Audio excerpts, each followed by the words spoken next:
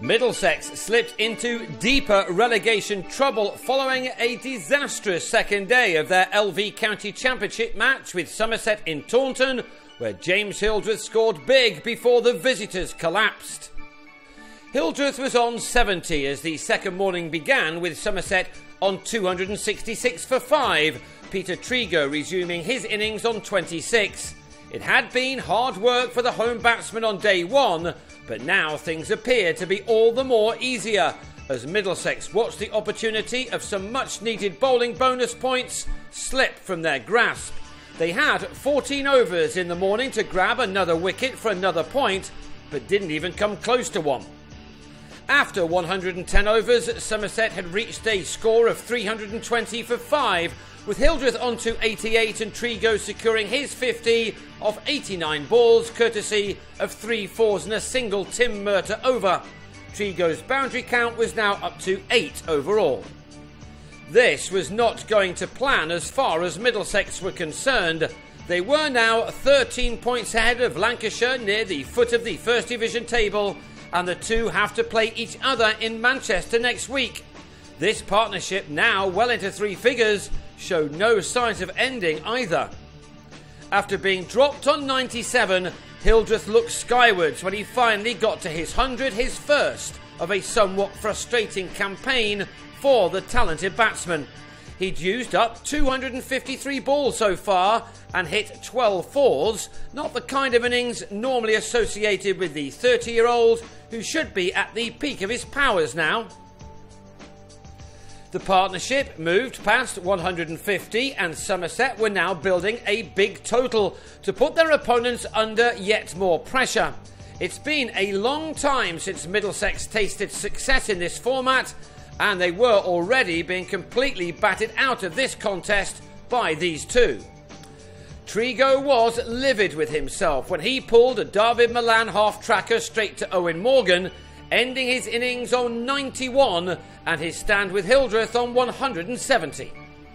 But any chance Middlesex may have thought they had of now getting through the rest quickly soon disappeared once Craig Overton was able to clear the rope off Ollie Rayner.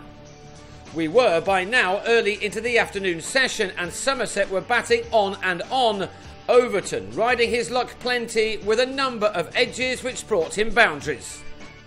Hildreth, on the other hand, was now middling plenty.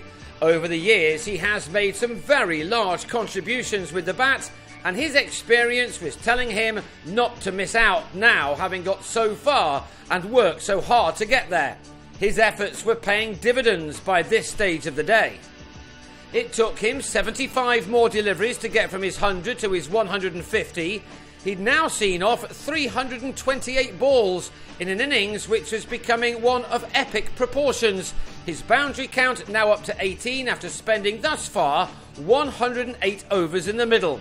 His side were now closing in on 500, Somerset producing the kind of batting performance that has served the champions Yorkshire so well throughout their successful campaign. Adding to the visiting team's frustrations was a 50 from Overton, his third in a season where he's proved that he is much more than a bowler alone. He appears to have moved well ahead of his twin brother Jamie in the pecking order, when it was the latter making all the headlines a year ago. Craig had used up 78 balls on reaching his latest half-century, while Hildreth moved past 350 deliveries in his innings, his runs coming along comfortably now against what had become an understandably flat and exhausted Middlesex attack. This pair took their partnership to 144 in 30 overs. Finally, Joe Denley broke through as Overton was LBW for 63, the total now up to 517 for 7. Hildreth was also on his way after batting for more than 7.5 hours for his 182, an edged reverse paddle at last bringing about his downfall. Tim Groeneval's debut championship innings for Somerset lasted only 9 balls. He then holed out to Milan off Denley, and with that Marcus Trescothick declared at tea with his side on 523 for 9.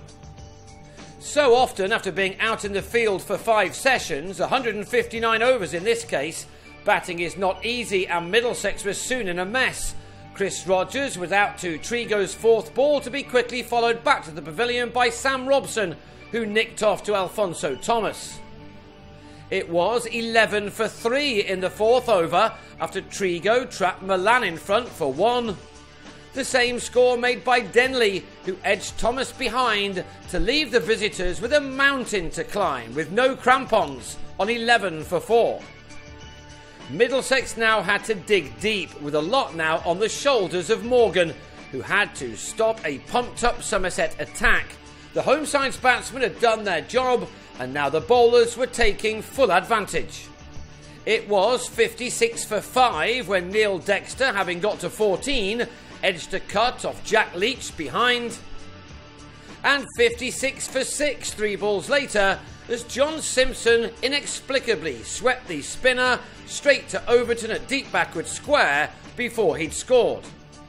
If a follow-on is forthcoming on day 3, Somerset may have to do it without Overton, who pulled up at the point of delivery here to have his over completed by Johan Myburg, who then ripped one through to bowl Rayner for a duck with his second ball.